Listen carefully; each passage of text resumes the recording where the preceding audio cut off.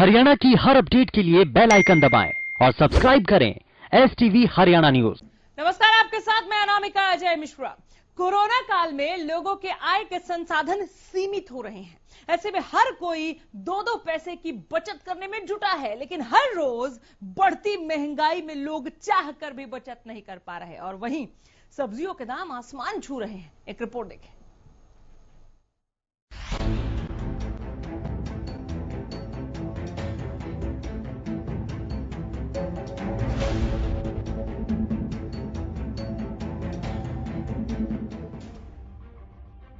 Corona महामारी के चलते लोगों की आर्थिक हालत पहले से ही खराब चल रही थी, लेकिन अब सब्जियों के बढ़ते दामों ने भी लोगों की परेशानी को बढ़ा दिया है। वहीं सब्जियों के दाम भी आसमान छू रहे हैं और तो और अब दालों के रेटों ने तो आम जनता के आंसू ही निकाल दिए हैं। बीते 2 महीने में ज्यादातर सब्जियां 2 से 3 गुनी महंगी हो गई हैं और बरसात से देश में बने हालात के बीच सब्जियों की महंगाई से फिलहाल राहत की उम्मीद के आसार नहीं दिख रहे। इस महीने हरी सब्जियों के साथ साथ आलू और प्याज के दाम में भी काफी इजाफा हो गया है। चलिए आपको ग्राफिक्स के जरिए बताते हैं कि सब्जियों के दाम किस तरह आसमान छू रहे हैं। सब्जियां हुई महंगी।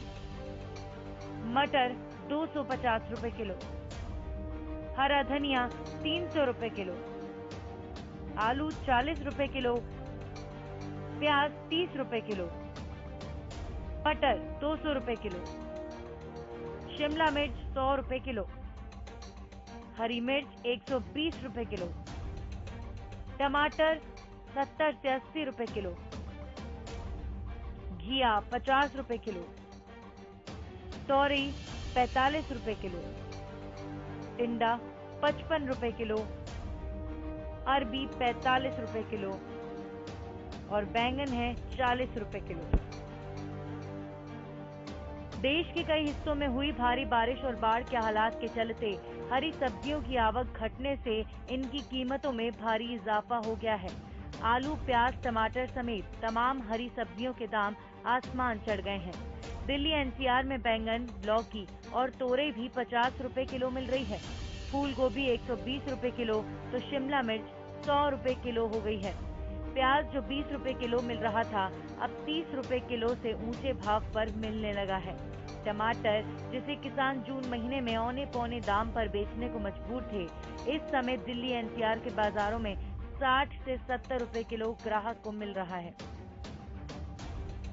अंबाला की सब्जी मंडी में लोगों ने बताया कि सब्जियों के दाम दोगुने से भी ज्यादा बढ़ गए हैं। पहले गोभी 15 से 20 रुपए किलो मिलती थी, आज उसकी कीमत 80 रुपए किलो हो गई है। वहीं 15 से 20 रुपए किलो में बिकने वाला टमाटर 70 रुपए किलो बिक रहा है। वहीं शिमला मिर्च, आलू, भिंडी, बैंगन, मटर जैसी सब्जियों के दाम भी आसमान छू रहे हैं, जिसका असर हर वर्ग के लोगों पर पड़ रहा है। सब्जियों के इस टाइम हालात बहुत खराब हो चुके हैं जी। उधर तो सब्जी इतनी महंगी है कि गरीब आदमी रोटी नहीं खा सकता है, ना दुकानदार सब्जी बेच सका। 80-90 दे घट कोई सब्जी नहीं है जी। 70 रुपए किलो टमाटर, 200 रुपए किलो मटर, 80 रुपए किलो गोभी, 40 रुपए किलो मूली, 40 रुपए किलो घिया जी। क्या कोई करेगा, क्या कोई बेचेगा जी। इस टाइम हालात बहुत ही नाजुक हो गए। सब्जियों के दाम तो बढ़ने ही है जी, पीछे से तो माल आ नहीं रहा। कुछ बरसातों की वजह से कह लो, कोई लॉकडाउन की वजह से कह लो। जैसे ये कहते हैं जी हिमाचल बंद है, कुछ बंदे वहाँ हिमाचल के नहीं आने देते। पंजाब बंद है जी, हरियाणा बंद है जी। सारा काम तो सरकार ने खराब कर रखा है ये। अब मटर जो पहले बिकती थी 60-80 रुपए किलो, आज मंडी में 210 रुपए किलो है। ग्राहक कहता है 240 रुपए किलो दे रही हो। अब 210 रुपए किलो ले जाकर इंसान क्या रेट बेचेगा आप बताओ। अब गोभी है, गोभी 90 रुपए किलो है यहाँ पे, ग्राहक कहता है जी 100 रुपए किलो महंगी है। टमाटर यहाँ पे 60-70 रुपए किलो मंडी में दे रहे हैं, हम जाते के कहते हैं 80 रुपए किलो, ग्राहक कहता है महंगी है। बताओ, आढ़तियों का माल तो बिक गया, अब हमारे जैसे दुकानदार कहाँ जाएंगे। एक तो कोरोना की मार और ऊपर से जानलेवा महंगाई, मानो ये दोनों मिलकर आम जनता की जान लेने पर आमादा हैं। बढ़ती महंगाई से लोग त्रस्त हैं, लेकिन लोगों की इस परेशानी का हल कैसे होगा और कैसे ये डायन महंगाई कम होगी, देखने वाली बात है। Bureau report, Haryana news.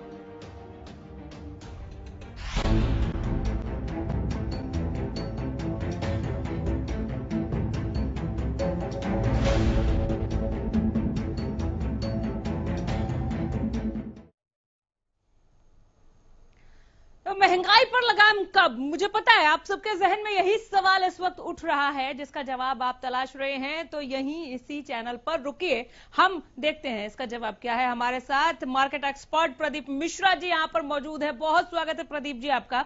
और साथ में आप देख रहे हैं लाजपत है हमारे संवाददाता, सीधे जुड़े हैं, लाइव जुड़े हैं मार्केट का हाल लिए। आऊंगी मिश्रा जी मैं आपके पास, जरा लाजपत से हम अपडेट ले लेते हैं। महंगाई डायन को लेकर क्या अपडेट है लाजपत? जी बिल्कुल, आज बात करें तो महंगाई डायन बन चुकी है, इसलिए डायन कहेंगे कि लोगों की जेब काटने पर बिल्कुल तुली हुई है। और बात करें तो लगातार कोरोना की दहशत लोगों की जेब पर डाका डालती हुई नजर आ रही है। कोरोना की दहशत और लोगों की महंगाई का रूप यहाँ पर नजर आ रहा है। आपको बता दें, यहाँ पर जो लोग हैं उनसे जानने का प्रयास करते हैं कि आपका परिचय और आप बताइए कि सब्जी अब महंगाई कैसे डायन बन चुकी आपकी जेब को काट रही है। आपका पूरा ऐसा है जी, मैं बोल रहा हूँ गांव गढ़ी वाला से। और सामने देखिए। हाँ जी, तो ऐसा है कि मतलब कि सब्जी तो हो रही है, उग भी रही है, लेकिन किसान को उसका रेट नहीं मिल रहा। और बाकी जो बाजार में जब जाती है वहाँ पे इतने रेट हो रहे हैं, काला बाजारी हो रही है कि आसमान छू रहे हैं भाव।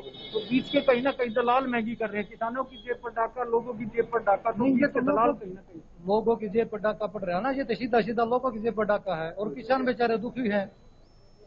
तो ये जो बिचौलियां हैं, सीधे वो पूछिए मतलब सरल किसको सा गुमराह सवाल कर- लाजपत, सब्जी खरीद रहे हैं क्या ले जाना पसंद कर रहे हैं इतनी महंगाई में? थाली से तो सब्जी गायब हो गई होगी। आप घर पे सब्जी लेके जाते हैं, कौन सी महंगी सब्जी है आपको लगता है कि मुझे खानी है, मेरे परिवार को खाना है? सस्ती कौन सी? सारी महंगी है, कोई सस्ती है ही नहीं। कोई भी चीज ले लो आप, सब कुछ महंगा है। क्या महंगा है?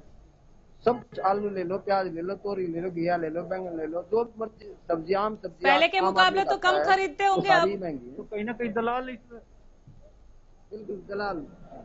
और भी यहाँ पर व्यक्ति हैं, उनसे जानते हैं कि आप घर पे सब्जी लेके जाते हैं तो सोचना पड़ता है कि कितनी लेके जा रहे हैं। सोचने की तो बात ही है जी, इतनी महंगी हो रही है कि इतनी महंगी हो रही है, सब्जी तो बनाना ही मुश्किल है गरीब आदमी ने। यानी कोरोना की दहशत, महंगाई और अब परेशानी बहुत ज्यादा बढ़ गई। कौन जिम्मेवार है? इसकी जिम्मेवार तो जी हम तो ज्यादातर सरकार को मानेंगे, क्योंकि गरीब आदमी तो, हम जमींदार लोग तो पीछेदार हैं और दलाल इसका मुनाफा उठा रहे हैं। और भी लोगों से जानने का प्रयास करते हैं। लाजपत, किसी किसान से अगर बात हो सके आपकी, कोई किसान भाई अगर आपसे बात करे, उनसे पूछिए कि सब्जियां बाजार में तो महंगी मिल रही है, मंडियों में महंगी मिल रही है, उनसे कितने में खरीदा गया? उन्होंने क्या 2, 4, 5, 10 रुपए किलो बेचा है क्या? किसान है हमारे साथ, पहले आपसे निवेदन है कि आप अपने मुंह पर मास्क लगाइए और दूसरा बताइए कि आप किसान हैं तो सब्जी को लेकर कौन महंगाई कर रहा है, कौन जिम्मेवार है? तो इसके लिए सरकारी जिम्मेवार है। आपकी जेब पर कहीं ना कहीं जाकर दलाल मारते हैं। वहाँ कुछ भी नहीं दे रहे, और बल्कि और ऊपर बहुत आवाज कट कट के मिल रही है लाजपत, मैं सुनना तो चाहती हूँ। अब बातचीत करते रहिए, हम तक जरूर पहुंचाइए इस स्टोरी को थोड़ा और विस्तार में, किसान भाइयों से भी बात करके मैं लौटूंगी। फिलहाल बहुत शुक्र है इस तमाम जानकारी के लिए। प्रदीप जी आपकी तरफ रुख कर रहे हूँ, देख रहे हैं लोग कितना परेशान है इस महंगाई से, क्या उपाय है सर? देखिए, सबसे पहले समझना पड़ेगा कि ये महंगाई हुई क्यों है, क्या वजह है इसके पीछे। सबसे बड़ी बात है कि कोरोना के टाइम पे सप्लाई चेन पूरी तरह से रुक गई थी, उसमें कहीं पर भी ट्रांसपोर्टेशन नहीं हो रही थी, जो माल जहां था वैसा ही रुक गया था। और गवर्नमेंट की तरफ से भी जो लॉकडाउन किया गया, वहां पर लोग घर से निकल नहीं पा रहे थे। तो अगर हम अनाज की बात करें तो वहां पे खेती नहीं हो पा रही थी, बाद में धीरे धीरे उसको अलाउ किया गया। या अगर हम सब्जियों की बात करें तो वहां पर भी किसान जाके उस पे नहीं काम कर पा रहे थे, जिसके कारण भी बहुत दिक्कत आई। और फिर लेबर का चले जाना, जब लॉकडाउन अनलॉक होना शुरू हुआ तो उस टाइम लेबर को यहाँ से भेज दिया गया। तो ये भी एक बड़ा फैक्टर रहा कि लेबर भी यहाँ पर जो काम करने वाली फोर्स है उसका भी अभाव रहा, ये भी एक बड़ा मेन फैक्टर है इसके अंदर। फिर ओवरऑल जो सप्लाई चेन इफेक्ट करी, तो उससे लोगों ने स्टॉक करने की आदत बना ली। मतलब अगर मेरा काम एक महीने में 10 किलो चावल या 10 किलो आटा से चलता है, तो मैंने उसको 2 महीने के हिसाब से स्टॉक करना शुरू कर दिया। तो मतलब मैंने ज्यादा परचेज करना शुरू कर दिया, तो उससे एक डिमांड बढ़ी। देखिए ये डिमांड और सप्लाई का खेल है। जब डिमांड बढ़ती है और सप्लाई कम होती है, क्योंकि पिछले कुछ दिनों में आप देखें तो सप्लाई बिल्कुल ब्लॉक हो चुकी थी और इवन जो इंपोर्ट हो रहे थे, चाइनीज आइटम भी हो रहे थे, वहां पूरी तरह से उसे रोका गया है। तो अब जो इंपोर्ट नहीं हो पा रहा है और इंडिया के अंदर मैन्युफैक्चर नहीं हो पा रहा है, तो ये बड़ा प्रमुख कारण रहा कि इससे जो बिचौलियाज हैं, जो ट्रेडर्स हैं, उन्होंने भी स्टॉक किया और बायर्स ने भी, कंज्यूमर्स ने भी स्टॉक किया, तो इसके कारण डिमांड बढ़ी है। और यहाँ पर और चूंकि गुड्स खराब हुए हैं, सप्लाई चेन रुकी, तो इस कारण से सामान भी बहुत खराब हुआ है, तो इसका इम्पैक्ट ओवरऑल महंगाई पे देखने को मिल रहा है। चलिए मैं आऊंगी, आपने वजह का जिक्र किया, बहुत अच्छा समझाया सर आपने। समाधान पर भी हम आपसे बात करना चाहेंगे कि आखिर इसका समाधान क्या है, और इस बीच में आपकी तरफ से तो समाधान जानूंगी ही, सरकार जो कोशिशें कर रही है उस पर भी मैं आपकी राय लेना चाहूंगी। गुरुग्राम का हाल जान लेते हैं पहले, सीधे जुड़े हमारे संवाददाता मनोज। मनोज, गुरुग्राम में महंगाई को लेकर क्या खबर है? गुरुग्राम के यहाँ पर कस्टमर्स तो देखने को मिल ही नहीं रहे हैं, क्योंकि सब्जियों के जो दाम है वो आसमान को छू रहे हैं।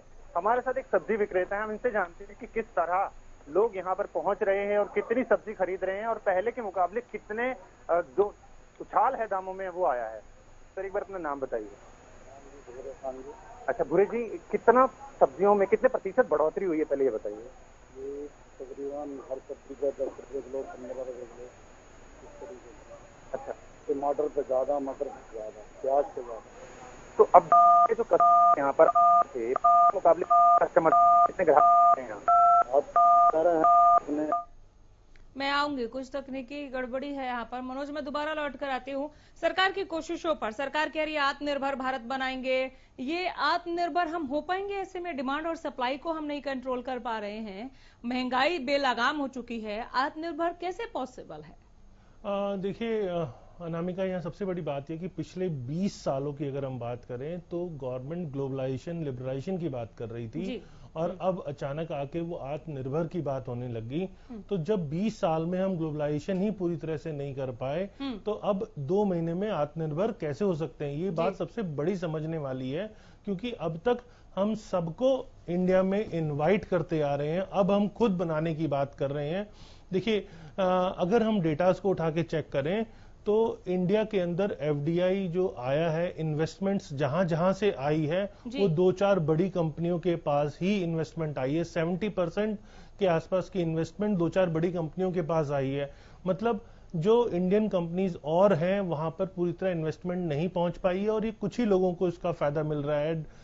डेटा जनरेट करने के लिए जरूर अच्छा लगता है कि हाँ बहुत सारी इन्वेस्टमेंट आई है, लेकिन जब तक वो आम लोगों के पास नहीं पहुंचेगी तब तक उसका फायदा नहीं हो पाएगा। सबसे बड़ा इफेक्टेड सेक्टर जो है कोविड के बाद एमएसएमई सेक्टर है, और एमएसएमई सेक्टर को आप उठा के देख लीजिए, उसको अभी भी बहुत फायदा नहीं मिला है, वो भी अभी फुल फोर्स में काम नहीं कर पा रहा है।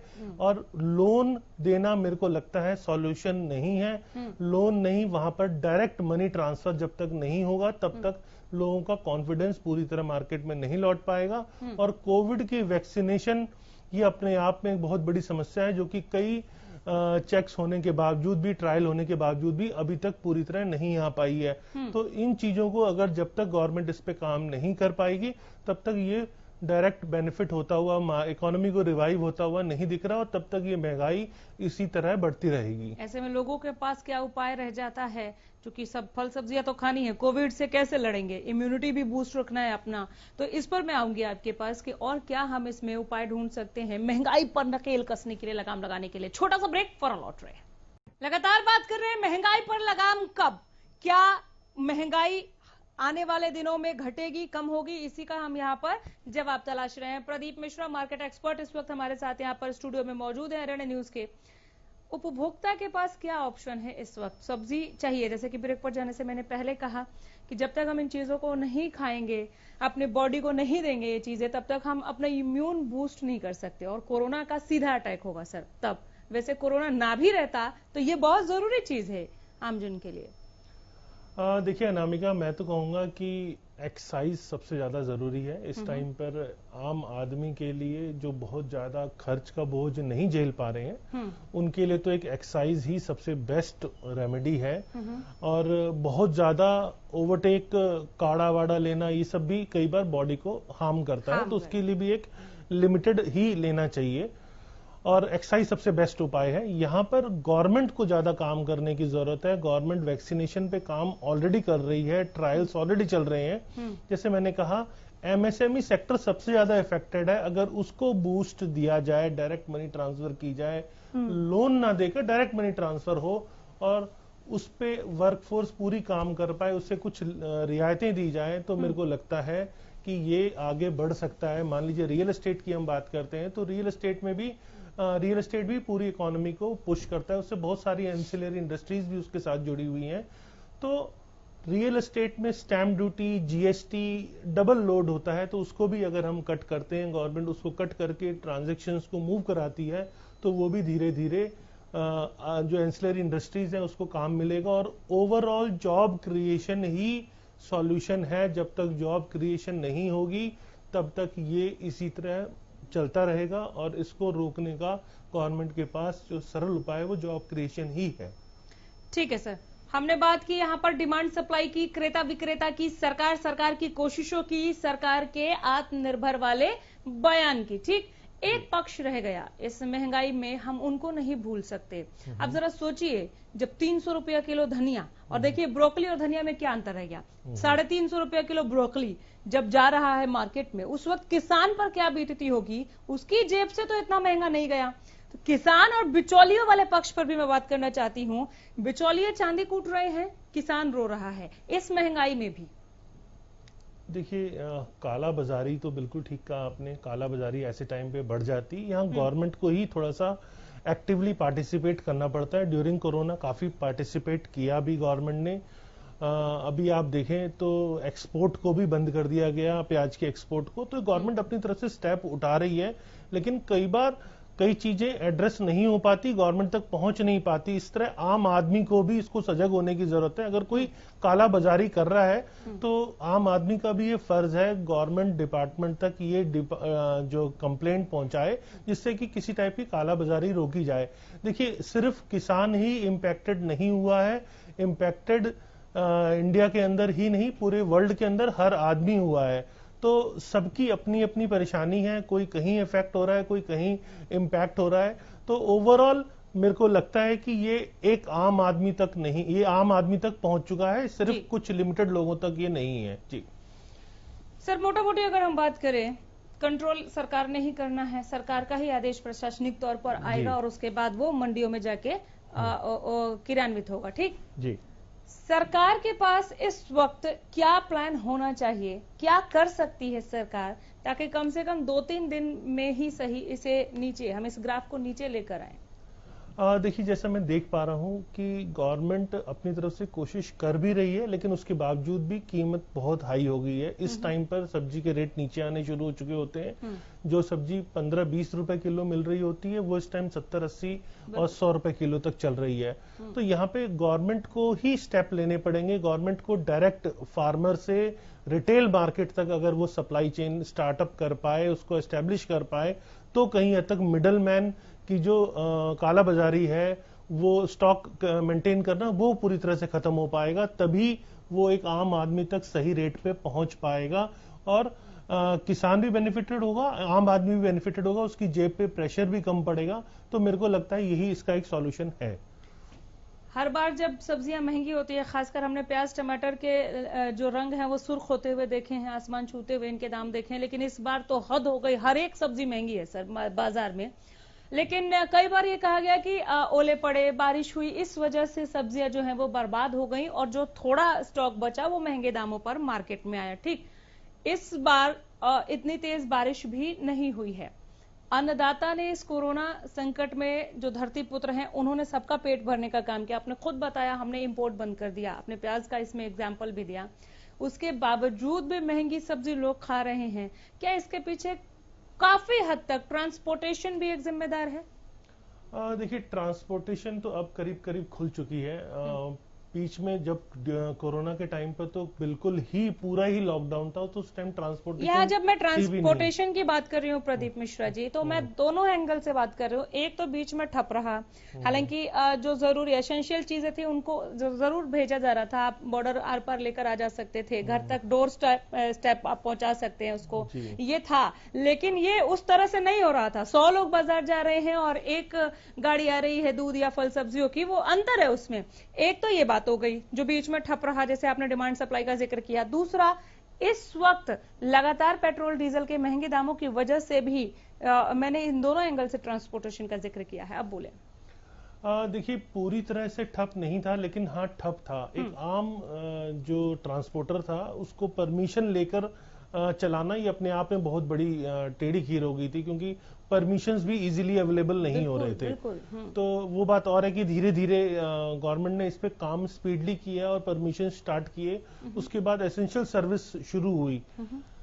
यहाँ पर देखिए, गवर्नमेंट के पास अब ऑप्शन नहीं है, क्योंकि गवर्नमेंट का खुद का रिजर्व जो है वो पूरी तरह खत्म हो चुका है। गवर्नमेंट को खुद इस टाइम कलेक्शंस की जरूरत है, रेवेन्यू की जरूरत है। तो यहाँ गवर्नमेंट अभी पूरी तरह इसीलिए भी चीजें पास ऑन नहीं कर पा रही है, क्योंकि गवर्नमेंट के अपने रिजर्व खाली हैं। अभी आपने पिछले कुछ दिनों में देखा कि जिस हिसाब से रजिस्ट्रेशन प्रॉपर्टी के बंद कर दिए गए और काफी दिन इसके ऊपर रुकावट रही, तो जो फ्रॉड हो रहा है गवर्नमेंट उसको भी कंट्रोल करना चाह रही है। गवर्नमेंट ने रजिस्ट्रेशन के ऊपर अब धीरे धीरे उसे खोलना शुरू किया, और जो फ्रॉड को नेट के थ्रू मार्क करके और फिर प्रॉपर्टी की रजिस्ट्रेशन शुरू की।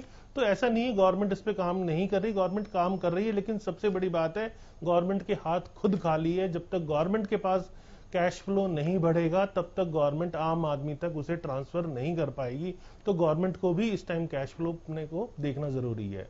चलिए, बहुत ही सार्थक बातचीत रही, बहुत कुछ और भी जानने को मिला आपसे बातचीत में। बहुत शुक्रिया यहाँ पर आने के लिए, वक्त देने के लिए हरियाणा न्यूज को। प्रदीप जी आपका। महंगाई पर लगाम कब अपडेट के साथ लौट कर आते रहेंगे। फिलहाल यहीं रुकना होगा। देखते रहें हरियाणा।